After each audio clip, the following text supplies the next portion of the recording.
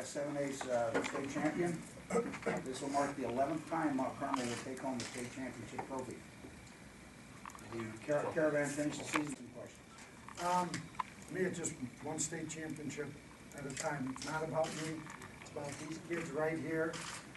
When we started playoffs this year, we told our guys we have a chance to do some really unique things if we can get to the state title and win it. We played the last year at Normal, the first year at Illinois. The last year at Illinois, and now the first year at NIU. Winning the Class 7A state title, I believe we're the first school in history to win the state championship in 4 different classes. We won it in 5A, 6A, now 7 and 8A. And I think all that accomplishment goes to these guys up here and the great players before them. And we always talk about, it's not about talent, it's about team, and our toughness has to transcend any talent we may or may not have. And I tell you, I think Sam and the other captains did a great job in their leadership role this year. It's very easy to become complacent, but I think with the leadership of the staff and the senior leaders, that never did happen. Enough credit never gets given to all of the coaches. I had told Tim outside last Saturday, we got back rather late from Edwardsville. Our coaches stayed till after 1 o'clock in the morning, Sunday morning, preparing for this game. They were all back at school by 8 a.m. I left 6 p.m. Sunday night. The defensive coaches left about 6:30. It's always important to us that our kids feel that they're not going to be outworked and they're not going to be out-prepared. We may be out-talented from time to time, but you're going to be hard-pressed to outwork our kids and out-prepare them. I don't like using the term the best, but I will say it's one of the best without a doubt. We've had some very good defenses, and these guys are right up there with some of those. But I don't ever like to term anybody the best, because you make that one group happy, and I get 1,000 phone calls from all the other kids who played before that. The entire game, and we always tell our kids that's what great teams do. They take advantage of their opportunities, they take advantage of turnovers, and turn those turnovers into points.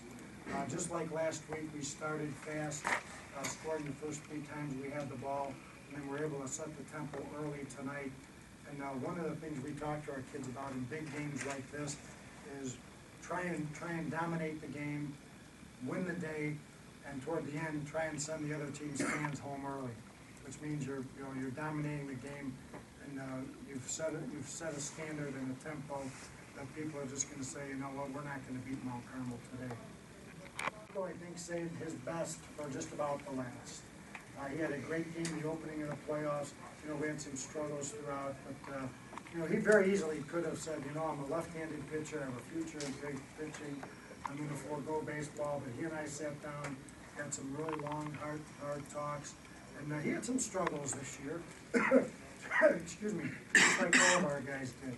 But I think he got a phone call from Jordan Lynch last night. I think Jordan talked to him a couple of weeks ago. And when you're part of the process and you know you have a great lineage to follow, it's hard not to follow their lead. And we're just so fortunate to have those guys.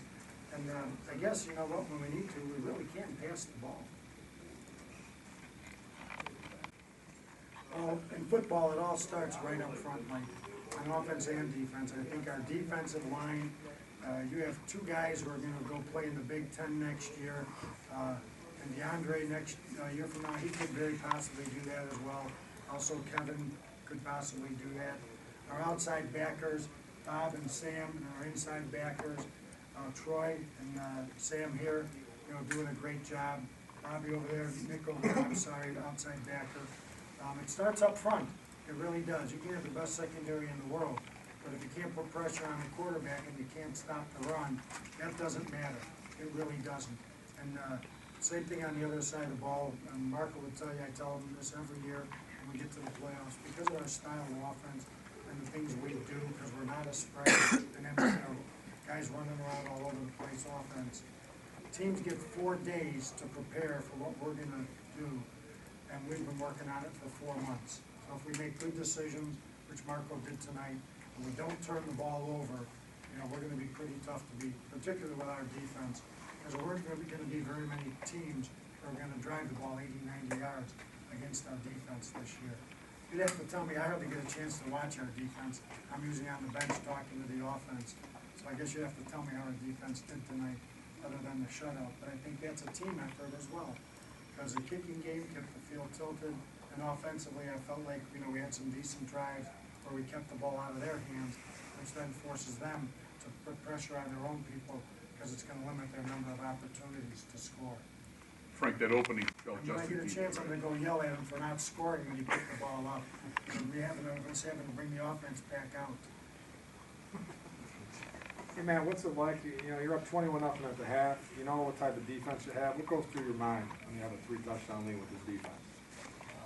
We just want to come in and focus on ball security, because we know they're going to be hungry for the ball and try to get it back, so we know we're just going to play our offense and play our non-conference football and live up to the standard that our coach needs. Number 6, sophomore free safety, Sean Lynch. Senior. Sean.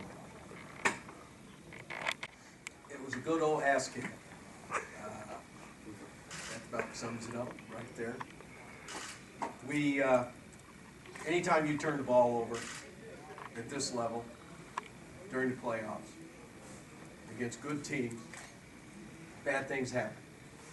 And we dug ourselves a hole that we couldn't get out of.